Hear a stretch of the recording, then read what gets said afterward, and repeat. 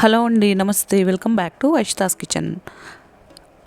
సంక్రాంతి పండగకి మరొక రెసిపీని ప్రిపేర్ చేశానండి. నేను చూస్తున్నారు కదా, మురుకులండి. మురుకులు అంటే అందరికీ తెలుసు కదా, అలా అనుకోవద్దండి. నేను పెసరపప్పుతోటి మురుకుల్ని ప్రిపేర్ చేశానండి. చాలా టేస్టీగా ఉంది. అస్సలు ఆయిల్ అంటూ ఏమీ లాగదండి.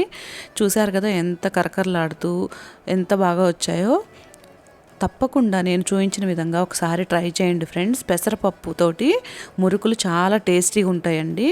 దానికి ముందుగా మనం పిండిని ఎలా ప్రిపేర్ చేసుకోవాలో చూద్దాం. 1 కేజీ రేషన్ బియ్యం అంటారు కదా, దాన్ని తీసుకొని శుభ్రంగా కడిగి ఆరబెట్టుకోవాలండి. తర్వాత ఇందులో చూస్తున్నారు కదా, ఒక 150 గ్రామ్స్ వరకు మనం పచ్చిశనగపప్పుని యాడ్ చేయాలి. ఒక 75 గ్రామ్స్ వరకు సగ్గుబియ్యాన్ని కూడా యాడ్ చేసుకోవాలి. తర్వాత ఒక 75 గ్రామ్స్ వరకు మినపప్పును కూడా వేసుకొని ప్యాన్లో వేసుకొని స్టవ్ మీద పెట్టుకొని దోరగా వేయించుకోవాలండి. మరీ ఎక్కువసేపు వేయించాల్సిన అవసరం లేదు. మినపప్పులో పచ్చివాసన పోయేంత వరకు ఒక 5 నుంచి 10 నిమిషాలు సిమ్లో పెట్టుకొని వేయించుకోవాలి. ఈ విధంగా వేయించుకున్న తర్వాత వీటిని అదే బియ్యం ఉన్న డబ్బాలోకి యాడ్ చేసేసుకోవాలి. ఈ మూడింటిని కలిపి మనం ఇప్పుడు పిండి పట్టించుకోవాలండి. పెసరపప్పుని వీటిలో వేయాల్సిన అవసరం లేదు. చూసారు కదా, ఈ మూడింటిని నేను పిండి మిషన్కి పంపించేస్తున్నానండి. ఇప్పుడు పెసరపప్పుని తీసుకున్నాను, చూస్తున్నారా? అదే గ్లాస్ అండి, 150 గ్రామ్స్ ఉంటుంది. అదే గ్లాస్ తోటి నేను పెసరపప్పును తీసుకొని శుభ్రంగా కడిగి 2 గ్లాసులు వాటర్ని యాడ్ చేసుకొని ఒక 3 విజిల్స్ వచ్చేంత వరకు వెయిట్ చేయాలండి.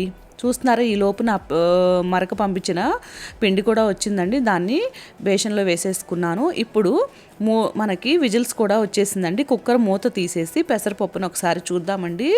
చక్కగా ఉడికిపోయిందండి పెసరపప్పు. చూస్తున్నారు కదా, ఈ పెసరపప్పుని నేనేమి మిక్సీకి వేయట్లేదండి, ఎందుకంటే చాలా చక్కగా మెత్తగా ఉడికిపోయిందండి. ఇలా మ్యాషర్తోనే నేను ఈ విధంగా మొత్తం సాఫ్ట్గా అయ్యేలాగా చేస్తున్నాను. ఒకవేళ మీరు ఉడికించినప్పుడు ఏమైనా పలుకుగా ఉంది అంటే మీరు కంపల్సరీగా మిక్సీకి వేసుకొని మెత్తటి పేస్ట్ లాగా అయిన తర్వాతే ఈ బియ్యపిండిలో కలుపుకోవాలి. కానీ నాకు అవసరం లేకుండా చక్కగా మెత్తగా ఉడికిపోయిందండి పెసరపప్పు అనేది.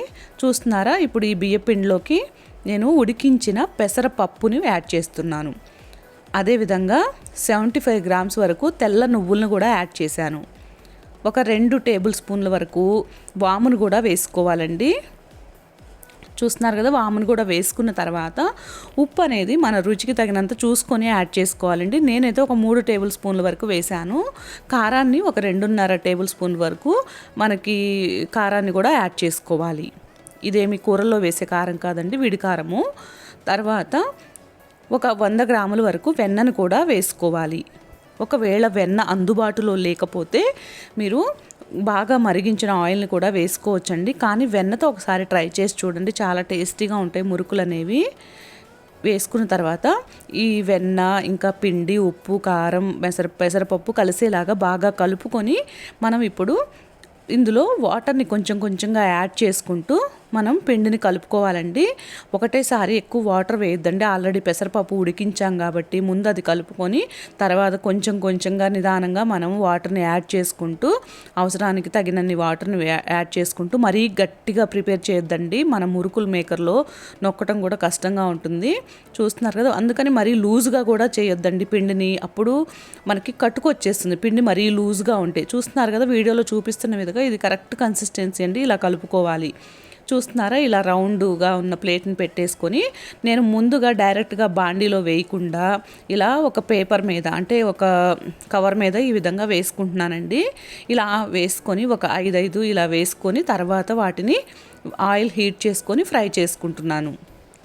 చూస్తున్నారా, ఇలా వేసుకొని మనం స్టవ్ మీద ఆయిల్ పెట్టుకొని ఆయిల్ హీట్ అయిందో లేదో చెక్ చేసుకొని బాగా ఆయిల్ కాగిన తర్వాత మనం ఈ విధంగా ఈ మురుకుల్ని వేసేసుకోవాలి.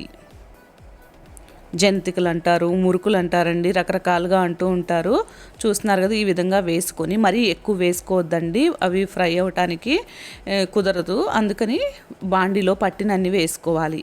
నేనైతే ఒక 5 వేసుకొని ఈ విధంగా ఫ్రై అసలు ఆయిల్ అనేదే ఎక్కువ పీల్చలేదండి, చక్కగా ఫ్రై అయిపోయినాయి. చూసారా, ఈ విధంగా ఫ్రై అయిపోయిన తర్వాత వీటిని తీసేసుకొని మన దగ్గర ఉన్న మిగతా పిండిని కూడా ఇదే విధంగా మొత్తం ప్రిపేర్ చేసుకోవాలండి. ఒకసారి తప్పకుండా పెసరపప్పుని ఉడికించి సంక్రాంతికి మీరు కూడా ఇలా మురుకుల్ని ప్రిపేర్ చేసుకోండి ఫ్రెండ్స్. ప్రతిసారి అదే విధంగా చేసుకుందాం, చాలా టేస్టీగా ఉన్నాయని తప్పకుండా మీకు అనిపిస్తుందండి. వీడియో చూసిన వెంటనే లైక్ చేయడం అస్సలు మర్చిపోవద్దు ఫ్రెండ్స్. అందరూ సబ్స్క్రైబ్ చేసుకొని వీడియోస్ చూడండి. వీడియో చూస్తున్న వాళ్ళందరికీ, సపోర్ట్ చేస్తున్న వాళ్ళందరికీ చాలా థ్యాంక్స్ అండి.